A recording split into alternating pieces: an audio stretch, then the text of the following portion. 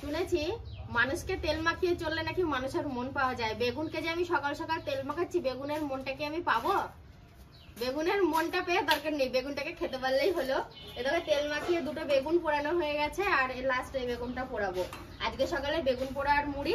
তো আজকে হলো মঙ্গলবার, মঙ্গলবারের সকাল 9টা, তো এখন থেকেই ব্লগটা স্টার্ট করলাম। সত্যি তাই, রাত্রেবেলাও ঠিক ছিল বলো? হঠাৎ করে কি এমন হলো কি জানি। ব্যথা মানে চরম ব্যথা রে, এইখান দিয়ে ব্যথা লেগেছে। কালকেই লেগেছে, বুঝতে পারেনি, দিয়ে ওই ব্যথাটা এখন চাকা দিয়েছে। না স্প্রে করে দাও। খুব যন্ত্রণা গো।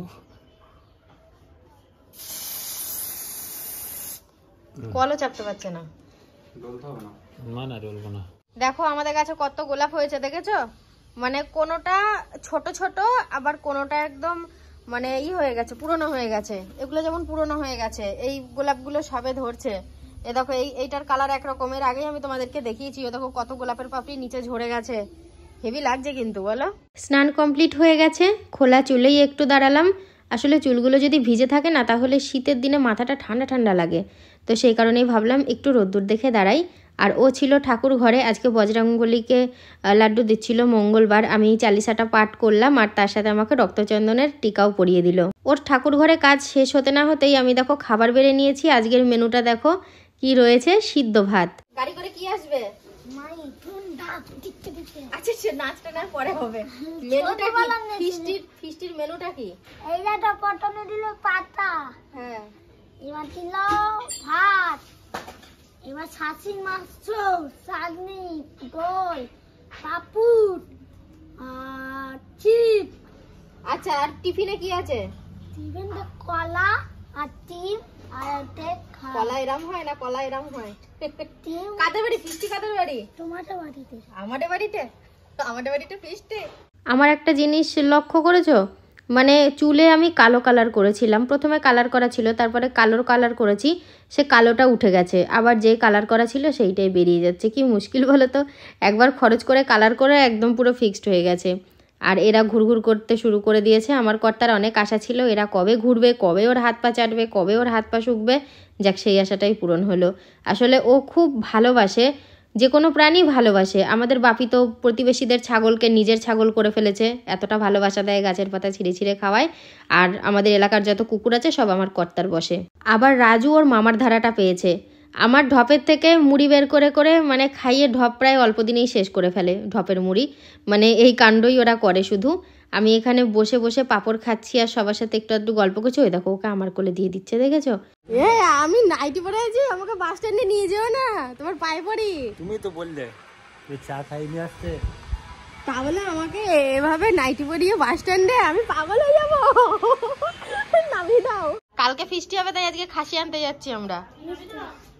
সত্যি? তুই বিশ্বাস করতে পারছিস না?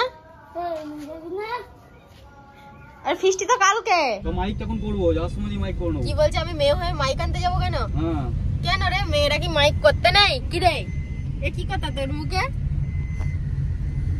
তো আমরা এখন যাচ্ছি একটু ঘুরতে, চা খেতে, টুকটাক দরকার মেটাতে। সোহিনী ভাবছে কতক্ষণে ক্যামেরাটা অফ হবে আর কতক্ষণে ওইটা এখানে চুবাবে, তাই তো? আমি অন ক্যামেরাতেই চুবিয়ে খেতে শুরু করবো।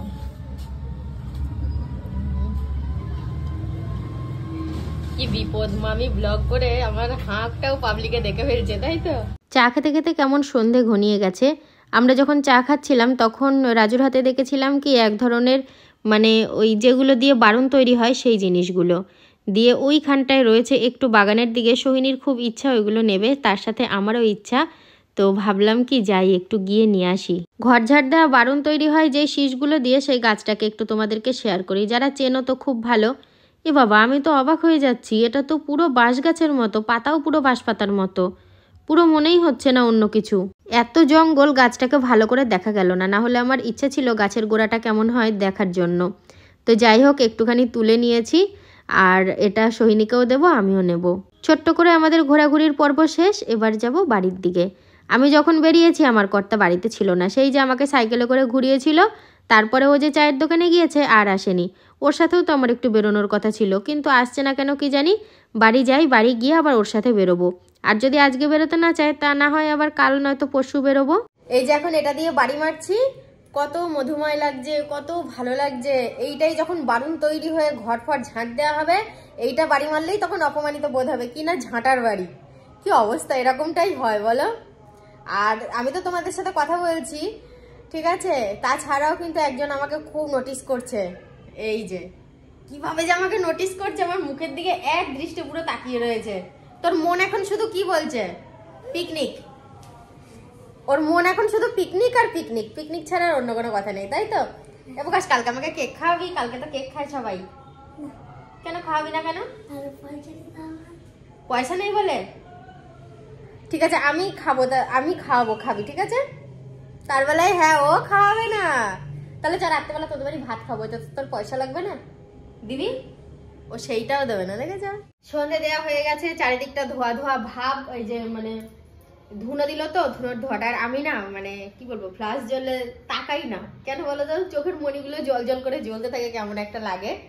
আজকে হচ্ছে মঙ্গলবার, তো বজরংবলীর প্রসাদ এখন তোলা হলে আমি সবাইকে দিয়ে দেবো। আবার থ্যাংক ইউ? প্রসাদ দিলেও কি আজকাল আবার থ্যাংক ইউ বলতে হয়? নতুন দানাগুলো এনে শনি নিবি, নকুল দানা না, নতুন দানাগুলো দাও। আজকে আমার বড় আমাকে বলেছে তোমার অনেক ভুল আছে, তুমি ঠিকঠাক দায়িত্ব পালন করছো না, ছাদে জামা কাপড় থাকলে তুলছো না, বিকাল বেলায় আরো কিছু কিছু কাজ আছে তুমি সেগুলো করছো না। আমাকে আজকে কমপ্লেন জানিয়েছে। বললো কেউ হুঁহা দিল না, কেউ কিছু এতবার বলাতে। রাজু বললো, বললো কালকে ফিস্টে কেউ হুঁহা দিল না। আমরা কোনো উৎসাহই করছি না, ওই একা একা বলছে। ঠিকই তো বলেছে। না আমি তো হাত তুলে দিয়েছি অনেক আগে, সকালে। কি করবে না বলেছিলে? না করবো বলেছি। তাহলে ও বললো কিনা করবে না বলছিল সব। না না, তাহলে ও ভুল বলেছে, রং নাম্বার। রং নাম্বার না, আমরা সব চুপচাপ আছি না, কারো কোনো উৎসাহ নেই। এবার একটা ব্যবস্থা প্রস্তুতি আছে, একটা তিরপল লাগবে, মাইকের ব্যবস্থা করতে হবে। তিরপল একটা ভাড়া নিয়ে আসলেই হবে। আপাতত এখন বাপি স্পন্সর পিকনিক হচ্ছে, বাপি স্পন্সর করলো বাসমতি রাইস আর চিকেন, তাই তো? এই জায়গায় চিকেন। আমি তো রান্না বসাতাম, তোমাদেরকে বলছিলাম, দিয়ে ওই আমাকে সুন্দর ডাকলো, আমি ঘরে ছিলাম। না আমি দেখছি পাড়ার বেশ কিছু জায়গায় পিকনিক হচ্ছে, আমরা এখানে বাদ যাই, আমাদের মাইক বাদ যাবে। দেখো আমরা তো একটু অন্য ধরনের কীর্তন হচ্ছে, হ্যাঁ সমাজ বাড়ির লোক, সেই কারণে আমরা একটু কীর্তন টির্তন দিয়ে শুরু করছি। 1.5 কেজি চালে তো পুরো হাড়ি একদম ভর্তি হয়ে গেছে বাপি। হ্যাঁ ধরবে তো? এখনো ভাত আর একটু হবে, আর একটু হবে তো, প্রায় মুখে মুখে হয়ে থাকবে। প্রকাশ কি বলছিস, হবে? ধরবে? ভাত হয়ে গেছে, আর এই যে চিকেন কষা হচ্ছে। একটু লবণটা মনে হচ্ছে দিতে হবে, দিয়েই দিই। আলুগুলো ভেজে তুলে রেখেছি। আপাতত এখন কেউ নেই, আমি রয়েছি আর আমাদের আকাশবাবু আমাকে ক্যামেরাটা একটু করে দিচ্ছে, এই দুজনাই আসি এখন। সে পিকনিক হলোই আমাদের, পিকনিক পিকনিক খুব মানে হুচু ফুটেছে সত্যি কথা বলতে। যেটা আজকে 24শে ডিসেম্বর, আজকে 7 থেকে 20 ছোট দিন, কালকে 20 7 থেকে বড় দিন। কালকে থেকে একটু একটু করে দিন বড় হবে, ওটাই সব থেকে অনেক বড় জিনিস অন্তত আমার কাছে। কারণ ছোট দিনের বেলা আমার একদমই ভালো লাগে না, কোনো কিছুর সাথে পেরে উঠি না, কাজ করেও পেরে উঠি না, কিছুই না, কিভাবে যেন বেলাটা চলে যায়। এই তো আবার শীত পড়তে শুরু হয়ে গেছে, চারিদিকে মেলা। কালকেও একটা মেলা আছে আমাদের এদিকে, অনেক মেলা হবে এখন এদিক ওদিক। আমি তোর পাশে বসে মানে ওর পাশে শুয়ে শুয়ে টিভি দেখছিলাম, আর ও মোবাইল দেখছিল, মানে মোবাইলে কিছু কাজ করছিল। তো ও আমাকে বারবার বলছে তুমি খেয়ে নাও গো, আমার খাওয়া হয়ে গেছে। আমি জানি ওর খাওয়া হয়ে গেছে, কমপ্লিট হয়ে গেছে। আমি উঠতে চাইছি না একটাই কারণ আমরা দুজনে বসে একসাথে বসে বসে খাই, তার জন্যে আমার ভালো লাগছে না। সুন্দর ডাক দিল, ও বৌদি তাড়াতাড়ি চলে আসো, কলা পাতা কাটা হয়ে গেছে। দিয়ে সব একসাথে ওখানে বসে খেয়ে নিয়েছে। আমি বললাম দেখো আমার তো আজকে খাওয়া হয়ে গেছে, আর খাওয়ার সময় শুট নেওয়া হয়নি, খাওয়া হয়েছে অনেকক্ষণ, মনে 8টা সাড়ে 8টায় খেয়েছি। ওর জন্য খাবার রাখা আছে, চলো কি কি খাবার রাখা আছে সেটা তোমাদেরকে দেখাবো, আর তার সাথে ভিডিওটাও শেষ করবো। তবে ঠিকই আছে, সবাই একসাথে বেশ বসে বসে খেয়েছে, খুব ভালো কথা। তুমি তো ছিলে না, আমি ছিলাম না, একটু তাড়াতাড়ি চলে এসেছি। আমি দেখছি সবাই একসাথে বসে বসে খাবো, কিন্তু চলো খাবারটা দেখাবে বলছে। আমি এখন দেখে নি কি খাবার হচ্ছে, দেখি। তোমার জন্য ভাত, তুমি এতটা ভাত খেতে পারবা না, যা পারবা পারবা। আর অল্প করে চিকেন আমি নিয়ে আসছি, আরো দিচ্ছিল। আর এখানে রয়েছে ওই দেখো মাছের তরকারি, এটা তো আমি জানি আমাকে দিয়ে গেছে। অতটা মাংস পছন্দ করে না বলে ওই জন্য মাছ। তো যাই হোক বন্ধুরা, রাত বেশ ভালোই হয়েছে, 10:30 মতো বাজে। ও খাবে দাবে, আমি বিছানাটা পরিষ্কার করে শুয়ে পড়বো।